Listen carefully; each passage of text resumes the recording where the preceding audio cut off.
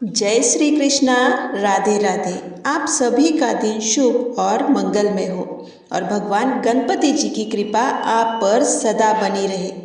आज आप सुनेंगे पौष महात्म्य का अध्याय 8। आज के अध्याय में आप जानेंगे गणेश जी के एकदंत होने के वर्णन प्रसंग में जमदग्नि के आश्रम पर कीर्तिवीर्य का स्वागत सत्कार, कार्तिवीर्य का बलपूर्वक कामधेनु को हरण करने की इच्छा प्रकट करना और इसके आगे का वर्णन। नारद जी ने भगवान श्री नारायण से पूछा, हे हरि के अंश से उत्पन्न हुए महाभाग्य, आपकी कृपा से मैंने गणेश का सारा शुभ चरित्र सुन लिया, किंतु ब्राह्मण विष्णु ने उस बालक के धड़ पर गजराज के 2 दांतों वाले मुख को जोड़ा था। फिर वह शिशु एकदंत कैसे हो गया? उसका वह दूसरा दांत कहाँ चला गया? वह प्रसंग बताने की कृपा कीजिए, क्योंकि आप सर्वेश्वर, सर्वज्ञ, कृपालु और भक्तवत्सल है। तब श्री नारायण ने कहा, नारद, एकदंत का चरित्र संपूर्ण मंगलों का मंगल करने वाला है। मैं उस प्राचीन इतिहास का वर्णन करता हूँ, सुनो। मुनि, एक समय की बात है, राजा कार्तिवीर्य शिकार खेलने वन में गया। वहाँ उसने बहुत से वन्य पशुओं का वध करके थक गया। इतने में सूर्यास्त हो चला। तब उस राजा ने सायंकाल में सेना सहित उसी वन में जमदग्नि ऋषि के आश्रम के निकट पड़ाव डाल दिया और बिना कुछ खाए पिए रात्रि व्यतीत की। प्रातःकाल राजा सरोवर में स्नान करके पवित्र हुआ और अपने शरीर को अलंकृत करके दत्तात्रेय द्वारा दिए गए मंत्र का भक्तिपूर्वक जप करने लगा। मुनिवर, जमदग्नि ने देखा कि राजा के कंठ, ओठ और तालु सूख गए हैं। तब उन्होंने प्रेम के साथ आदरपूर्वक कोमल वाणी से राजा का कुशल समाचार पूछा।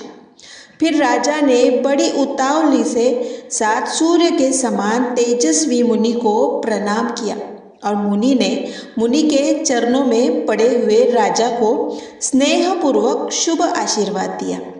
राजा ने अपने वास आदि का सारा वृत्तांत कह सुनाया। तब मुनि ने तुरंत ही डरते डरते राजा को निमंत्रण दे दिया।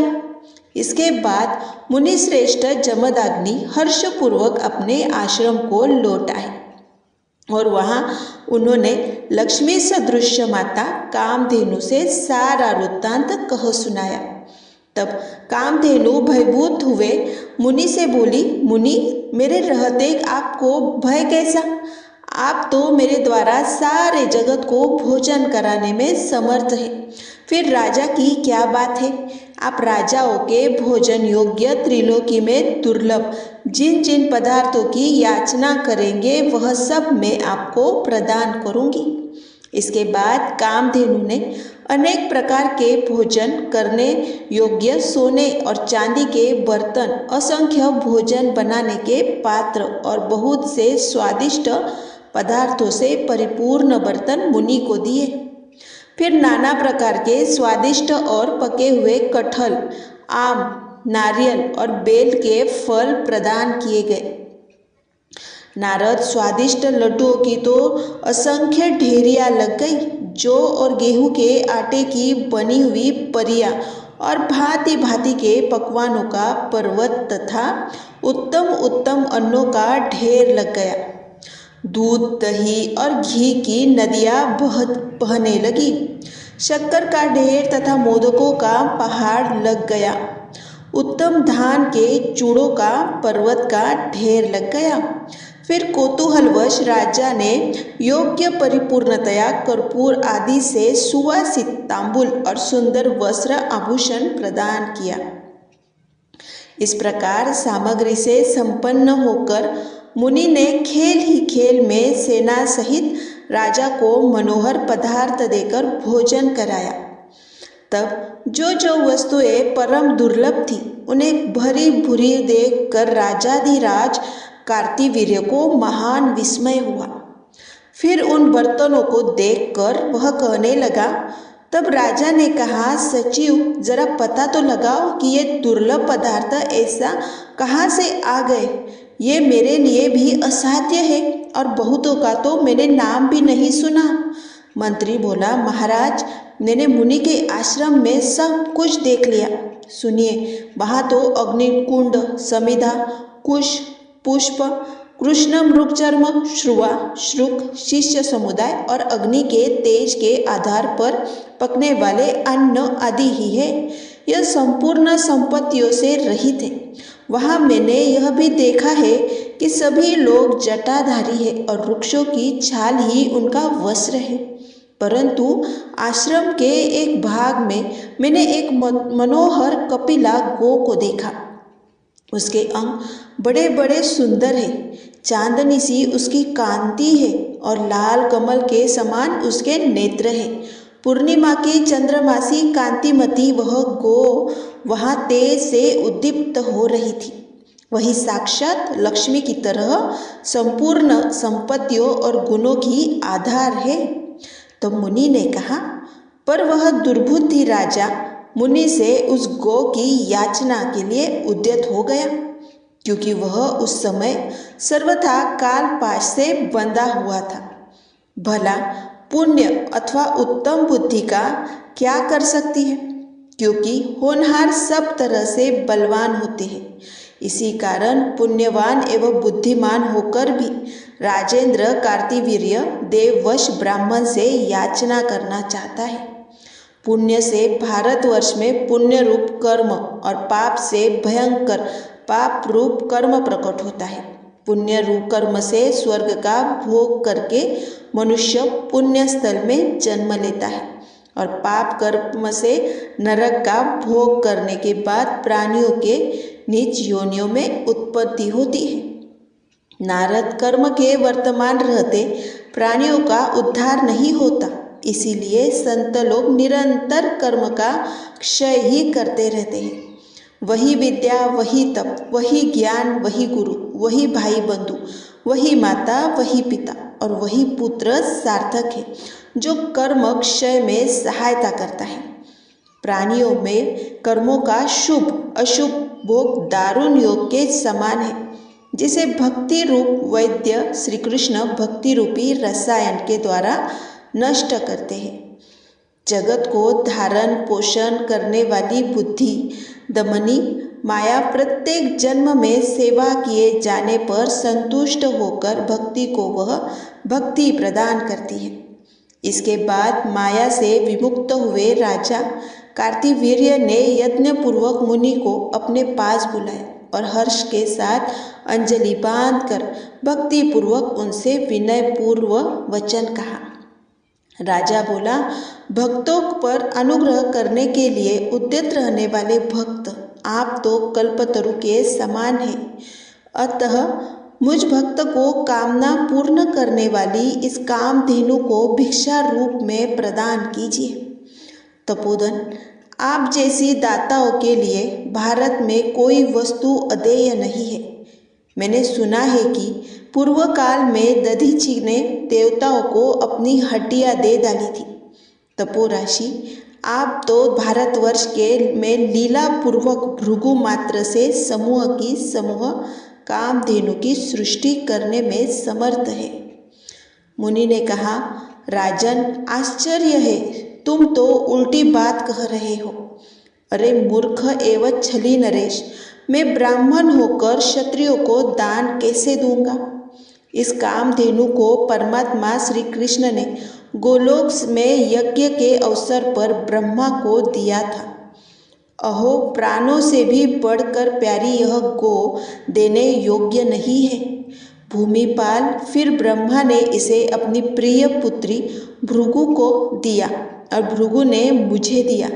इस प्रकार यह कपिला मेरी पैतृक संपत्ति है।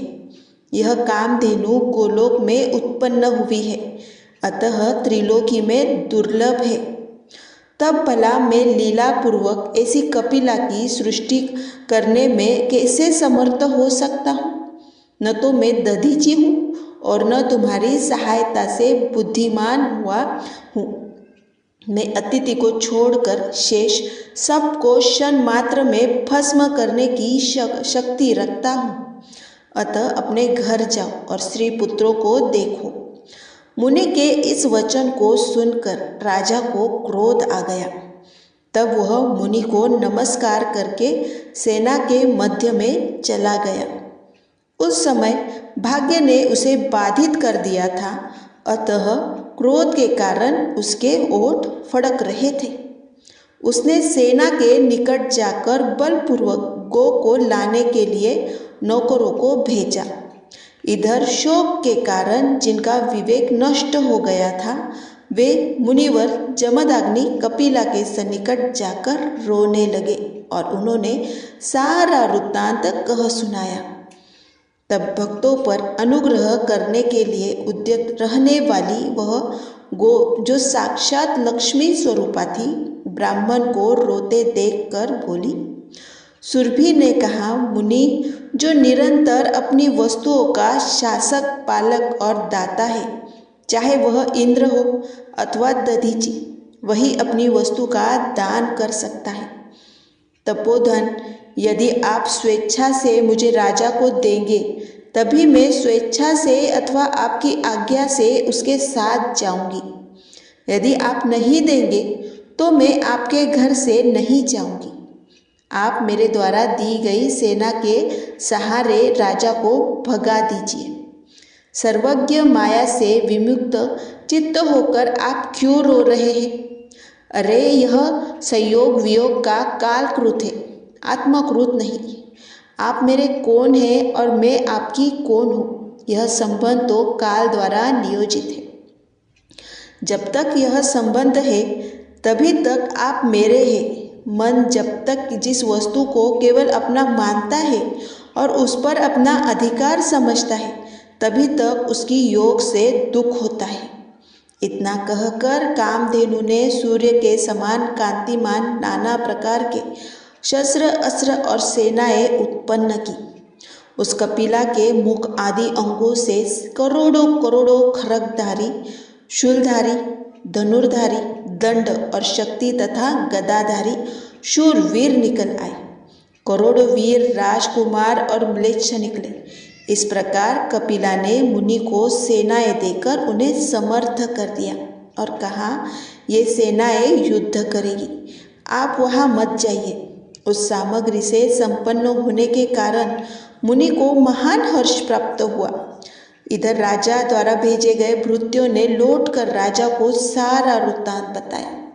कपिला की सेना का वृत्तांत और अपने पक्ष की पराजय सुनकर राजा कार्तिवीर्यार्जुन ने और सेनाएं मंगवाई। श्री नारायण कहते हैं, नारद, इसके बाद जो हितकारी सत्य और नीति का सारा तत्व था, वह सब दूत से कहने लगे। मुनि बोले, दूत, राजा को आहार रहित देखकर मैं उसे अपने घर ले आया और यथोचित रूप से शक्ति के अनुसार अनेक प्रकार के व्यंजन भोजन कराए। अब वह राजा मेरी प्राणों से प्यारी कपिला को बलपूर्वक मांग रहा है। मैं उसे देने में सर्वथा असमर्थ हूँ, अतः युद्ध दान करूँगा, निश्चित है। मुनि का यह वचन सुनकर दूत लौट गया और सभा के मध्य भाग में भय के कारण कवच धारण करके बैठे हुए नरेश से सारा वृत्तांत कह सुनाया। इधर मुनि ने कपिला से कहा, इस समय मैं क्या करूं, क्योंकि जैसे कर्णधार के बिना नौका अनियंत्रित रहती है, वही दशा मेरे बिना इस सेना की हो रही है। तब कपिला ने मुनि को अनेक प्रकार के शस्त्र, युद्ध शास्त्र और शिक्षा और उसके उपयोग में आने वाले संधान आदि का ज्ञान प्रदान करते हुए कहा, विप्रवर, आपकी जय हो। आप युद्ध में निश्चय ही शत्रु को जीत लेंगे तथा यह भी ध्रुव है कि अमोघ दिव्य अस्त्र के बिना आपकी मृत्यु नहीं होगी। आप ब्राह्मण हैं, अतः आपका दत्तोत्रय के शिष्य एवं अमोघ शक्तिधारी राजा के साथ युद्ध होना युक्त नहीं है। ब्राह्मण, इतना कहकर कपिला चुप हो गए। तब मनस्वी मुनि ने सेना को सुसज्जित किया और उस सारी सेना को साथ लेकर वे युद्ध स्थल को प्रस्थान कर गए। उधर राजा भी युद्ध के लिए आ डटा। उसने मुनिवर जमदग्नि को प्रणाम किया। फिर दोनों सेनाओं में अत्यंत दुर्लभ युद्ध हुआ। उस युद्ध में कपिला की सेना ने बलपूर्वक राजा की सारी सेना को जीत लिया और खेल ही खेल में राजा की रथ विचित्र को चूर चूर कर दिया। फिर हंसते हंसते राजा के कवच और धनुष को भी छिन्न भिन्न कर डाला। इस प्रकार राजा कीर्तिवीर्य कपिला की सेना को जीतने में असमर्थ हो गया। उन सेनाओं ने शस्त्रों की वर्षा से राजा को हथियार रख देने के लिए विवश कर दिया। इसके बाद बाणों तथा शस्त्रों की वर्षा से राजा मूर्छित हो गया। उस समय राजा की कुछ सेना तो मर चुकी थी और कुछ भाग खड़ी हुई। मुनि जब कृपा सागर मुनिवर जमदग्नि ने देखा कि मेरा अतिथि बना हुआ राजेश्वर कार्तिवीर्य मूर्छित हो गया है, तब कृपा पूर्वक होकर उन्होंने उस सेना को लोटा खील लिया। फिर तो वह कृत्रिम सेना जाकर कपिला के शरीर में विलीन हो गई। इसके बाद कृपालु मुनि ने शीघ्र ही राजा को अपनी चरण धूल देकर तुम्हारी जय हो ऐसा शुभ आशीर्वाद प्रदान किया और अपने कमंडल के जल की छींटे देकर उसे चैतन्य कराया। होश में आने पर वह राजा युद्ध भूमि में उठकर खड़ा हो गया और भक्तिपूर्वक हाथ जोड़े हुए उसने मुनिवर को सिर झुकाकर प्रणाम किया। तब मुनि ने राजा को शुभ आशीष देकर हृदय से लगा लिया और पुनः उसे स्नान कराकर यज्ञपूर्वक भोजन कराया। इसके बाद मुनिवर ने राजा से कहा, नरेश, अब तो तुम अपने घर लौट जाओ। तब राजा ने कहा, महाभाव, युद्ध कीजिए अथवा मेरी अभीष्ट को मुझे समर्पित कर दीजिए। नारायण कहते हैं, नारद भूपाल के वचन को सुनकर मुनिवर श्री हरि का स्मरण करके जो हितकर सत्य और नीति का सार रूप था ऐसा वचन कहना आरंभ किया। मुनि ने कहा, महाभाग, घर जाओ और सनातन धर्म की रक्षा करो, क्योंकि धर्म के सुरक्षित रहने पर सारी संपत्तियां सदा स्थिर रूप से निवास करती है। यह पूर्णतया निश्चित है। राजन, तुम्हें भोजन से वंचित देखकर मैं अपने घर लाया और विधि पूर्वक यथाशक्ति तुम्हारा आदर सत्कार किया। इस समय तुम्हें मूर्छित देखकर मैंने चरण धूली और शुभ आशीर्वाद दिया, जिससे तुम्हारी मूर्छा दूर हुई। अतः तुम्हारा ऐसा कहना उचित नहीं है। उस वचन को सुनकर राजा ने मुनिवर को प्रणाम किया और एक दूसरे रथ पर सवार होकर युद्ध कीजिए ऐसे ललकारा। तब मुनि भी कवच धारण करके उससे युद्ध के लिए उद्युत हो गए। क्रोध के कारण राजा की बुद्धि मारी गई थी, अतः वह मुनि के साथ जूझने लगा। मुनि ने कपिला द्वारा दी गई शक्ति और शस्त्र के बल से राजा को शस्त्रहीन करके मूर्छित कर दिया। तब कमल लोचन राजा कार्तिवीर्य पुनः होश में आकर क्रोधपूर्वक मुनि के साथ लोहा लेने लगा। उस राजा ने समर भूमि में आग्नेयास्त्र का प्रयोग किया। तब मुनि ने वरुणास्त्र द्वारा उसे हंसते हंसते शांत कर दिया। फिर राजा ने रणभूमि में मुनि के ऊपर वरुणास्त्र फेंका। तब मुनि ने लीला पूर्वक वायुव्यास्त्र द्वारा उसे शांत कर दिया। इस प्रकार उन दोनों में भयंकर युद्ध होने लगा। फिर युद्ध स्थल में हंसते हुए मुनि ने खेल ही खेल में नागास्त्र द्वारा राजा के सभी मंत्रियों को बांधकर कैद कर लिया। फिर लीला पूर्वक उत्तम मंत्र का प्रयोग करके उस राजा को जगाया और उन बंधे हुए सभी मंत्रियों को उसे दिखाया। राजा को दिखाकर मुनि ने तत्काल ही उन्हें बंधन मुक्त कर दिया और नरेश को आशीर्वाद देकर कहा, राजन, अब अपने घर जाओ। परंतु राजा क्रोध से भरा हुआ था।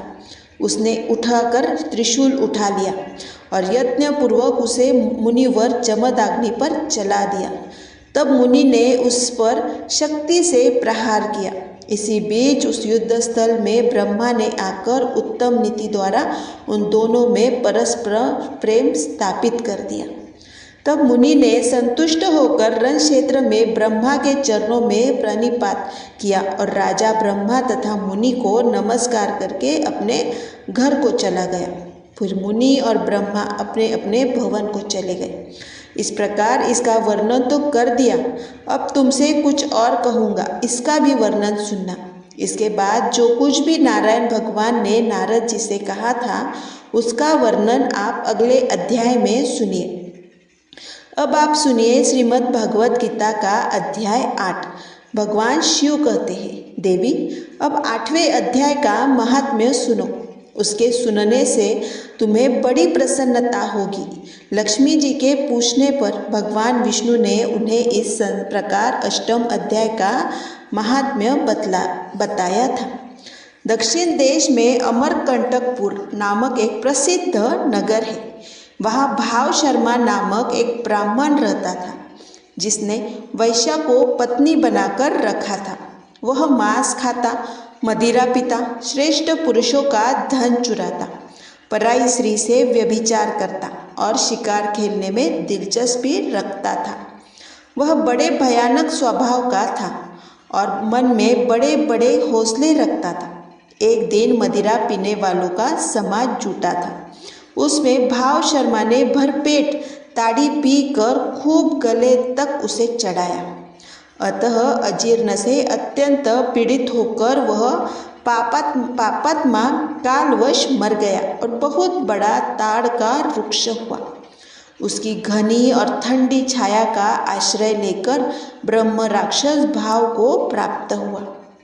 वहाँ कोई पति पत्नी रहा करते थे। उनके पूर्व जन्म की घटना इस प्रकार है। एक कुशीलव नामक ब्राह्मण था, जो वेद वेदांग के तत्वों का ज्ञाता, संपूर्ण शास्त्रों के अर्थ का विशेषज्ञ और सदाचारी था। उसकी स्त्री का नाम कुमति था। वह बड़े खोटे विचार की थी। वह ब्राह्मण विद्वान होने पर भी अत्यंत लोभवश अपनी स्त्री के साथ प्रतिदिन भैंस, काला पुरुष और घोड़े आदि दानों को ग्रहण किया करता था, परंतु दूसरे ब्राह्मणों को दान में मिली हुई कौड़ी भी नहीं देता था। वे ही दोनों पति पत्नी कालवश मृत्यु को प्राप्त होकर ब्रह्म राक्षस हुए। वे भूख और प्यास से पीड़ित होकर इस पृथ्वी पर घूमते हुए उसी ताड़ वृक्ष के पास आए और उसके मूल भाग में विश्राम करने लगे। इसके बाद पत्नी ने पति से पूछा, हे नाथ, हम लोगों का यह महान दुख कैसे दूर होगा? ब्रह्म राक्षस योनि से किस प्रकार हम दोनों की मुक्ति होगी? तब उन ब्राह्मण ने कहा, ब्रह्म विद्या के उपदेश, अध्यात्म तत्व के विचार और कर्म विधि के ज्ञान बिना किसी प्रकार संकट से छुटकारा नहीं मिल सकता। यह सुनकर पत्नी ने पूछा, पुरुषोत्तम, वह ब्रह्म क्या है, अध्यात्म क्या है और कर्म कौन सा है? उसकी पत्नी इतना कहते ही जो आश्चर्य की घटना घटित हुई उसको सुनो। उपयुक्त वाक्य गीता के 8वें अध्याय का आधा श्लोक था। उसके श्रवण से वह वृक्ष उस समय ताड़ के रूप को त्याग कर भाव शर्मा नामक ब्राह्मण हो गया। तत्काल ज्ञान होने से विशुद्ध चित्त होकर वह पाप की चोली से मुक्त हो गया तथा उस 8वें अध्याय के ही महात्म्य से वे पति पत्नी भी मुक्त हो गए।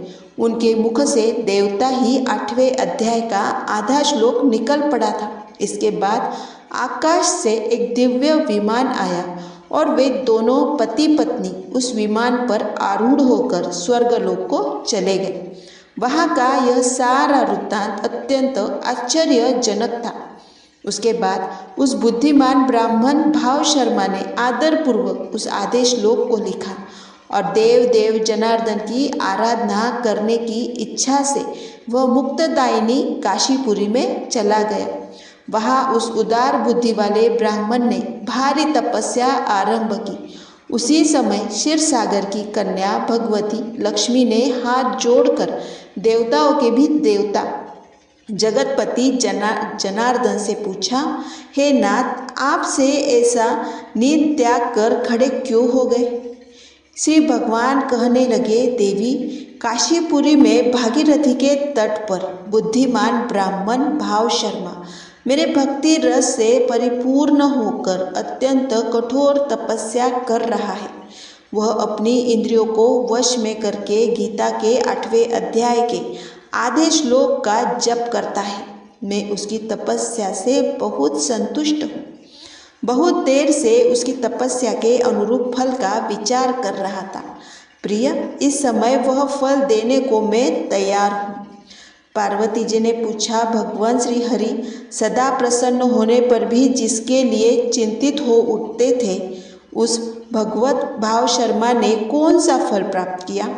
श्री महादेव जी बोले, देवी, द्विश्रेष्ठ भाव शर्मा प्रसन्न हुए भगवान विष्णु के प्रसाद को पाकर अत्याधिक सुख अर्थात मोक्ष को प्राप्त हुआ तथा उसके अन्य वंशज भी जो नरक यातना में पड़े थे, उसी के शुद्ध कर्म से भगवत धाम को प्राप्त हुए।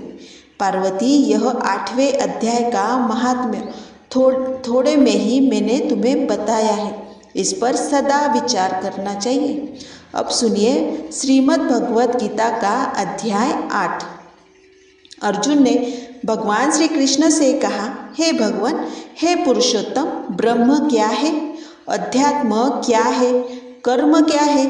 अधिभूत क्या है तथा अधिदैव क्या है? ये मधुसूदन, अधियज्ञ यहाँ कौन है और वह शरीर में कैसे रहता है और मृत्यु के समय योगी भक्त आपको कैसे जान पाते हैं? तब भगवान श्री कृष्ण ने कहा, अविनाशी परम तत्व को ब्रह्म कहते हैं। उसका नित्य स्वभाव अध्यात्म कहलाता है। जीवों के भौतिक शरीर से संबंधित सकाम गतिविधि कर्म कहलाती है। हे देहधारियों में श्रेष्ठ, निरंतर परिवर्तनशील यह भौतिक प्रकृति अधिभूत अर्थात भौतिक अभिव्यक्ति कहलाती है। भगवान का विराट रूप, जिसमें सूर्य तथा चंद्रमा जैसे समस्त देवता सम्मिलित है, आदिदेव कहलाता है तथा प्रत्येक देहधारी के हृदय में परमात्मा स्वरूप स्थित में परमेश्वर आदियज्ञ कहलाता हूँ।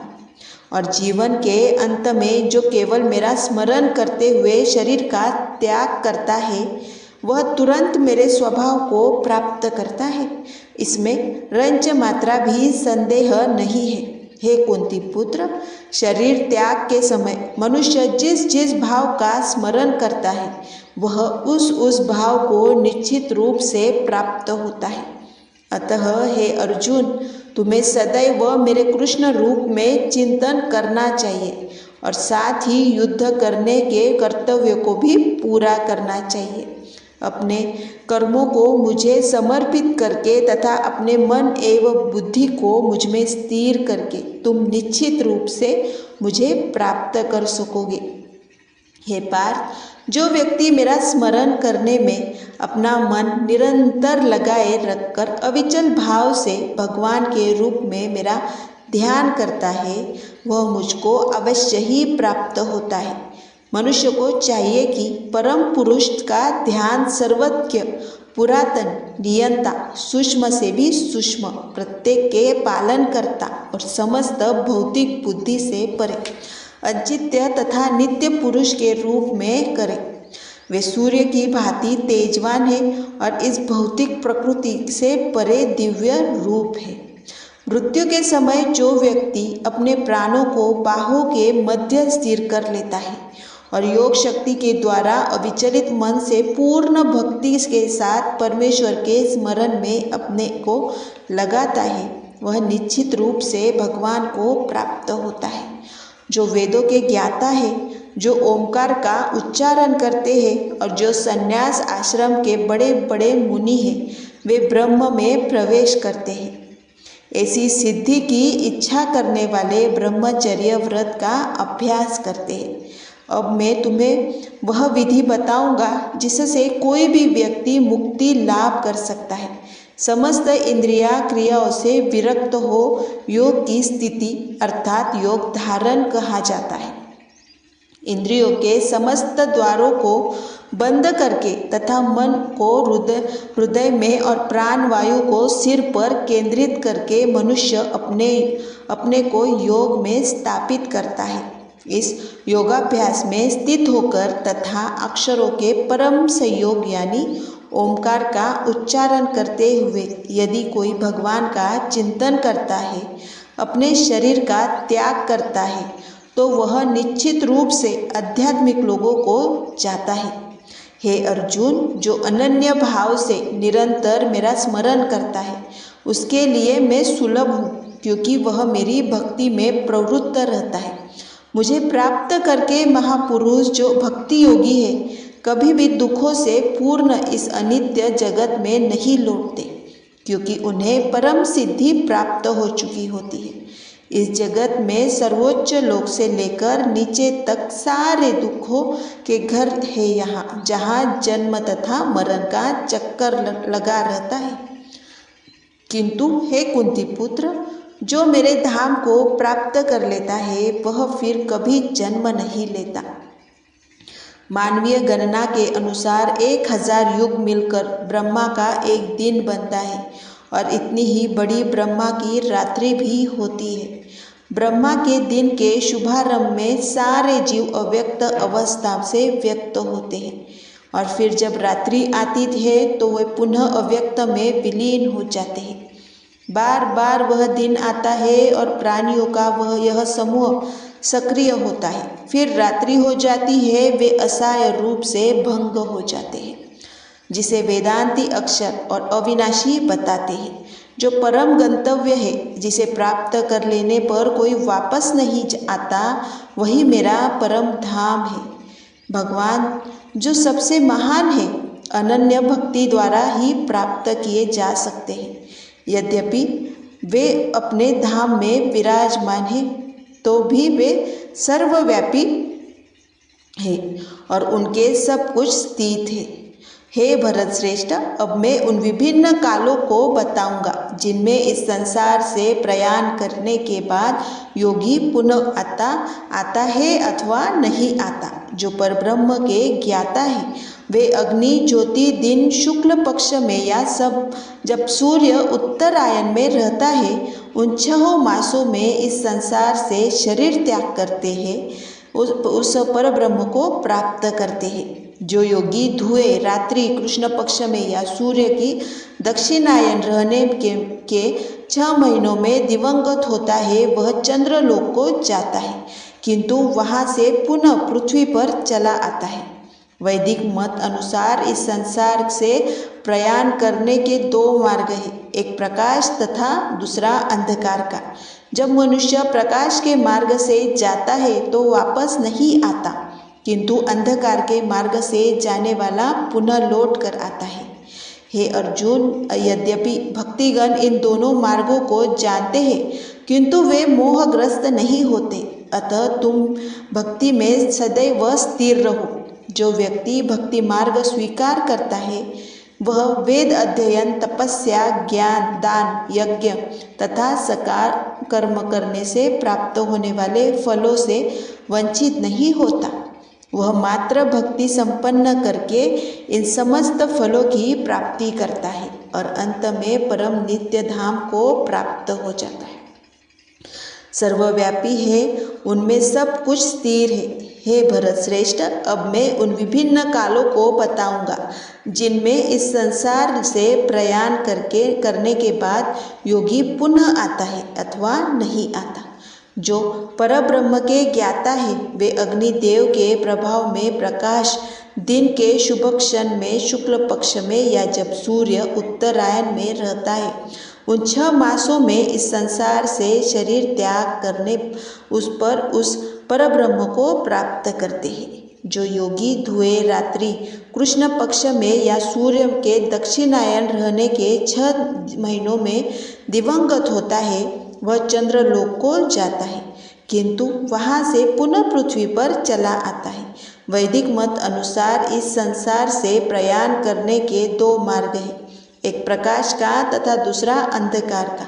जब मनुष्य प्रकाश के मार्ग से जाता है, वह वापस नहीं आता। किंतु अंधकार के मार्ग से जाने वाला पुनः लौट कर आता है। अर्जुन, यद्यपि भक्तिगण इन दोनों मार्ग को जानते हैं पर मोहग्रस्त नहीं होते।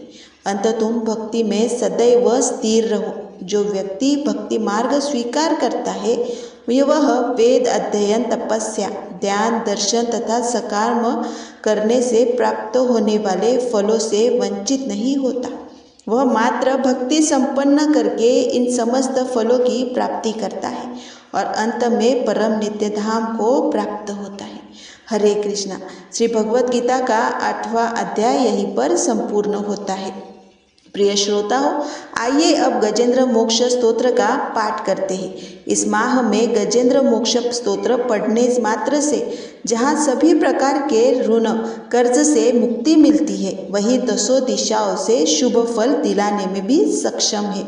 इस स्तोत्र का जप करने से जीवन के सभी किसी प्रकार की परेशानी से मुक्ति मिल जाती है। इस स्तोत्र में हाथी और मगरमच्छ के साथ हुए युद्ध का वर्णन किया गया है और गजेंद्र जब युद्ध से हार जाता है तो भगवान श्री हरि विष्णु का ध्यान करके उसकी स्तुति करता है और उस स्तुति से प्रसन्न होकर भगवान श्री हरि विष्णु आते हैं और उसे मोक्ष प्रदान करते हैं। प्रिय भक्तजनों, इस पाठ को करते समय अगर हम अपने मन में यह भावना रखें कि हे श्री हरि विष्णु जी, हे मेरे प्रभु जी, जिस प्रकार आपने गजेंद्र को उसकी परेशानी से बाहर निकाला, उसी प्रकार से हमें भी हमारी परेशानियों से बाहर निकालिए। तो मानिए निश्चित ही भगवान श्री हरि विष्णु हमारी मदद के लिए स्वयं आते हैं। तो आइए बड़ी ही भक्ति और सच्ची भावना से भगवान श्री हरि विष्णु का ध्यान करके इस परम कल्याणकारी स्तोत्र का पाठ करते हैं। शुक जी ने कहा कि बुद्धि के अनुसार पिछले अध्याय में वर्णित रीति से अपने मन को नियंत्रित कर और हृदय को स्थिर करके गजेंद्र अपने पिछले जन्म में याद किए गए सर्वोच्च कार्य और बार बार जप किए जाने वाले स्तोत्र का जाप करने लगा। गजेंद्र ने मन ही मन श्री हरि विष्णु को ध्यान करते हुए कहा, जिनके प्रवेश करने से शरीर और मस्तिष्क चेतन की तरह व्यवहार करने लगते हैं। ओम द्वारा लक्षित और पूरे शरीर में प्रकृति और पुरुष के रूप में प्रवेश करने वाले उस सर्वशक्तिमान देवता का मैं मन ही मन स्मरण करता हूँ, जिनके सहारे यह पूरा संसार टिका हुआ है, जिनसे यह संसार अवतरित हुआ है, जिन्होंने प्रकृति की रचना की है और जो खुद उसके रूप में प्रकट है, लेकिन इसके बावजूद भी वह इस दुनिया से सर्वोपरि और श्रेष्ठ है। ऐसे अपने आप और बिना किसी कारण के भगवान की मैं शरण में जाता हूँ और संकल्प शक्ति के बल पर अपने ही स्वरूप में रचित और सृष्टि काल में प्रकट एवं प्रलय में अप्रकट रहने वाले इस शास्त्र प्रसिद्ध कार्य कारण रूपी संसार को, जो बिना कुंठित दृष्टि के साक्षी रूप में देखते रहने पर भी लिप्त नहीं होते। चक्षु आदि प्रकाशकों के परम प्रकाशक प्रभु, आप मेरी रक्षा करें। बीते गए समय के साथ तीनों लोगों और ब्रह्मा आदि लोकपालों सहित महत्वपूर्ण सभी कार्यों के उनकी परम करुणा स्वरूप प्रकृति में मग्न हो जाने पर उस समय दुर्गम और घोर अंधकार रूपिणी प्रकृति से ही बच रही थी। उस अंधकार से परे अपने परम धाम में जो सर्वव्यापी भगवान सभी दिशाओं में प्रकाशित होते रहते हैं, वो भगवान मेरी रक्षा करें। विभिन्न नाट्य रूपों में अभिनय करने वाले और उस अभिनेता के वास्तविक स्वरूप को जिस प्रकार साधारण लोग भी नहीं पहचान पाते, उसी तरह सत्व प्रधान देवता और महर्षि भी जिनके स्वरूप को नहीं जान पाते, ऐसे में कोई साधारण प्राणी उनका वर्णन कैसे कर सकता है। ऐसे दुर्गम चरित्र वाले भगवान मेरी रक्षा करें। अनेक शक्तियों से युक्त सभी प्राणियों को आत्मबुद्धि प्रदान करने वाले, सबके बिना कारण हितैषी और अतिशय साधु स्वभाव ऋषि मुनिजन, जिनके परम स्वरूप को देखने की इच्छा के साथ वन में रहकर अखंड ब्रह्मचर्य तमाम अलौकिक व्रतों को नियमों के अनुसार पालन करते हैं, ऐसे प्रभु ही मेरी गति है। वह जिनका हमारी तरह न तो जन्म होता है और न जिनका अहंकार में कोई काम होता है, जिनके निर्गुण रूप का न कोई नाम है और न कोई रूप है, इसके बावजूद भी वह समय के साथ इस संसार की सृष्टि और प्रलय के अपनी इच्छा से अपने जन्म को स्वीकार करते हैं। उस अनंत शक्ति वाले परब्रह्म परमेश्वर को मेरा नमस्कार है। प्राकृत आकार सहित और अनेक रूप वाले अद्भुत भगवान को मेरा बार बार नमस्कार है। स्वयं प्रकाशित सभी साथियों के परमेश्वर को मेरा शत शत नमन है। वैसे देव जो मन, वाणी और चित्त वृत्तियों से परे है, उन्हें मेरा बारंबार नमस्कार है। विवेक से परिपूर्ण पुरुष के द्वारा सभी सत्व गुणों से परिपूर्ण निवृत्ति धर्म के आचरण से मिलने वाले योग्य मोक्ष सुख की अनुभूति रूपी भगवान को मेरा नमस्कार है। सभी गुणों के स्वामी शांत रजोगुण को स्वीकार करके अत्यंत और तमोगुण को अपनाकर मूल से जाने जाने वाले बिना भेद के और हमेशा सद्भाव से ज्ञान धनी प्रभु को मेरा नमस्कार है। शरीर के इंद्रिय समुदाय रूप में सभी पिंडों के ज्ञाता, सभी के स्वामी और साक्षी स्वरूप देव आपको मेरा नमस्कार है। सभी के अंतर्यामी प्रकृति के परम कारक लेकिन स्वयं बिना कारण भगवान को मेरा शत शत नमस्कार है। सभी इंद्रियों और सभी विषयों को जानकर सभी प्रतीतियों के कारण रूप संपूर्ण जड़ प्रपंच और सबकी मूलभूत अविद्या के द्वारा सूचित होने वाले और सभी विषयों में अविद्या रूप में भासने वाले भगवान को मेरा नमस्कार है। सबके कारण लेकिन स्वयं बिना कारण होने पर भी किसी परिणाम के होने की वजह से अन्य कारणों से भी विलक्षण कारण आपको मेरा बार बार नमस्कार है। सभी वेदों और शास्त्रों के परम तात्पर्य मोक्ष रूपी और श्रेष्ठ पुरुषों की परम गति देवता को मेरा नमस्कार है।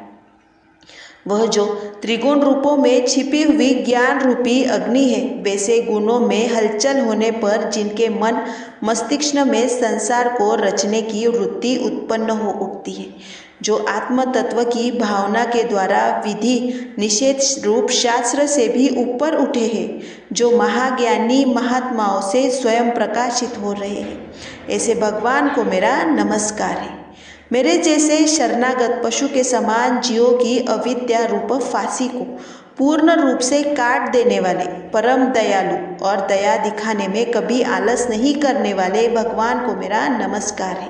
अपने अंश से सभी जीवों के मन में अंतर्यामी रूप में प्रकट होने वाले सर्वनियंता अनंत परमात्मा आपको मेरा नमस्कार है। जो शरीर, पुत्र, मित्र, घर और संपत्ति सहित कुटुंबों में अशक्त लोगों के द्वारा कठिनाई से मिलते हो और मुक्त पुरुषों के द्वारा अपने हृदय में निरंतर चिंतित ज्ञान स्वरूप सर्वसमर्थ परमेश्वर को मेरा नमस्कार है। वह जिन्हें धर्म, अर्थ, काम, भोग, धन और मोक्ष की कामना से मनन करके लोग अपनी मनचाही इच्छा पूर्ण कर लेते हैं, अपितु जिन्हें विभिन्न आकार में अयाचित भोग और अविनाशी पार्षद शरीर भी देते हैं, वैसे अत्यंत दयालु प्रभु मुझे इस प्रकार की विपदा से हमेशा के लिए बाहर निकाले। वह जिनके एक से अधिक भक्त है, जो मुख्य रूप से एकमात्र उसी भगवान की शरण में है, जो धर्म, अर्थ आदि किसी भी पदार्थ की अभिलाषा नहीं रखते, जो केवल उन्हीं के परम मंगलमय एवं अत्यंत विलक्षण चरित्र का गुणगान करते हुए उनके आनंदमय समुद्र में गोते लगाते रहते हैं, उन अविनाशी, सर्वव्यापी, सर्वमान्य ब्रह्मा आदि के भी नियामक, अपने भक्तों के लिए हमेशा प्रकट होने वाले, भक्ति योग द्वारा प्राप्त अन्य अत्यंत निकट होने पर भी माया के कारण अत्यंत दूर महसूस होने वाले, इंद्रियों द्वारा अगम्य और अत्यंत दुर्विजय, अंतर्रहित लेकिन सभी के आदि कारण और सभी तरफ से परिपूर्ण उस भगवान की मैं स्तुति करता हूँ। वह जो ब्रह्मा रहित सभी देवता, चारों वेद, समस्त चर और अचर जीव के नाम और आकृति भेद से, जिनके अत्यंत क्षुद्र अंशों से रचित है, जिस तरह जलती हुई अग्नि की लपेटें और सूर्य की किरणें हर बार निकलती है और फिर अपने कारण में लीन हो जाती है, उसी प्रकार बुद्धि, मस्तिष्क, इंद्रिया और नाना योनियों के शरीर, जिन सभी गुणों से प्राप्त शरीर जो स्वयं प्रकाश परमात्मा से अवतरित होकर फिर से उन्हीं में लीन हो जाते हैं। वह भगवान जो न तो देवता है, न असुर है, न मनुष्य और न ही मनुष्य से नीचे किसी अन्य योनि के प्राणी है, न ही स्त्री है, न पुरुष और न नपुंसक, और न ही हर कोई ऐसे जीव है जिनका इन तीनों श्रेणी में समावेश है। वह न गुण है, न कर्म, न कार्य और न कारण। इन सभी योनियों का निषेध होने पर जो बचता है वही उनका असली रूप है। ऐसे प्रभु का उद्धार करने के लिए प्रकट हो। अब मैं इस मगरमच्छ के चंगुल से आज़ाद होने के बाद जीवित नहीं रहना चाहता। इसकी वजह यह है कि सभी तरफ से अज्ञानता से ढके इस हाथी के शरीर का अब मैं क्या करूं? मैं आत्मा के प्रकाश से ढक देने वाले अज्ञानता से युक्त इस हाथी के शरीर से मुक्त होना चाहता हूँ, जिसका कालक्रम से अपने आप नाश नहीं होता बल्कि ईश्वर की दया और ज्ञान से उदय होता है। इस प्रकार से मोक्ष के लिए ललायित संसार के रचयिता स्वयं संसार में रूप में प्रकट, लेकिन संसार से परे, संसार के एक खिलौने की तरह खेलने वाले संसार में आत्म रूप से व्याप्त, अजन्मा, सर्वव्यापी एवं प्राप्त वस्तुओं में सर्वश्रेष्ठ श्री हरि का केवल स्मरण करता हूँ, उनकी शरण में जाता हूँ।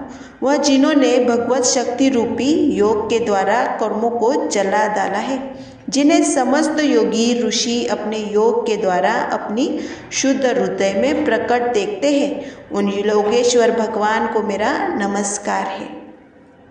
वह जिनकी त्रिगुण शक्तियों का राग, रूप, वेग असहाय है, जो सभी इंद्रियों के विषय रूप में मौजूद है, वह जिनकी इंद्रियां समस्त विषयों में ही बसी रहती है, ऐसे लोगों को जिनको मार्ग मिलना भी असंभव नहीं है, वैसे शरणागत एवं अपार शक्ति वाले भगवान को मेरा नमस्कार है। यह जिनकी अविद्या नामक शक्ति के कार्य रूप से ढके हुए हैं, वह जिनके रूप को जीव समझ नहीं पाते, ऐसे अपार महिमा वाले भगवान की मैं शरण लेता हूँ। श्री सुखदेव जी कहते हैं, वह जिसने पूर्व प्रकार से भगवान के भेद रहित निराकार रूप का वर्णन किया था, उस गजराज के करीब जब ब्रह्मा जी सहित कोई देवता नहीं आए, तो ऐसे साक्षात विष्णु जी जो सभी के आत्मा होने के कारण सभी देवताओं के रूप है, तब वहाँ प्रकट हुए। गजराज को इस प्रकार दुखी देखकर और उसके पढ़े गए स्तुति को सुनकर चक्रधारी प्रभु इच्छानुसार वेग वाले गरुड़ की पीठ पर सवार होकर सभी देव के साथ उस स्थान पर पहुँचे जहाँ वह गज था। सरोवर के अंदर महाबलशाली मगरमच्छ द्वारा जकड़े हुए दुखी उस हाथी ने आसमान में गरुड़ की पीठ पर बैठे और हाथों में चक्र लिए भगवान विष्णु को आते हुए जब देखा, तो वह अपनी सूंड में पहले से ही उनकी पूजा के लिए रखे कमल के फूल को श्री हरि पर बरसाते हुए कहने लगा, सर्वपूज्य भगवान श्री हरि आपको मेरा प्रणाम। सर्वपूज्य भगवान श्री हरि आपको मेरा नमस्कार। लाचार हाथी को देखकर श्री हरि विष्णु गरुड़ से नीचे उतरकर सरोवर में आए और बेहद दुखी होकर ग्रास सहित उस गज को तुरंत ही सरोवर से बाहर निकाल आए और देखते ही देखते उसने चक्र से मगरमच्छ की गर्दन काट दी और हाथी को उस पीड़ा से बाहर निकाल दिया। प्रिय भक्तजनों, इस प्रकार गजेंद्र मोक्ष स्तोत्र संपूर्ण होता है। प्रेम से बोलिए भगवान श्री हरि विष्णु जी की जय। जय हो नारायण। भगवान की कथा पसंद आए तो इसे लाइक करें, चैनल को ज़रूर सब्सक्राइब कीजिए।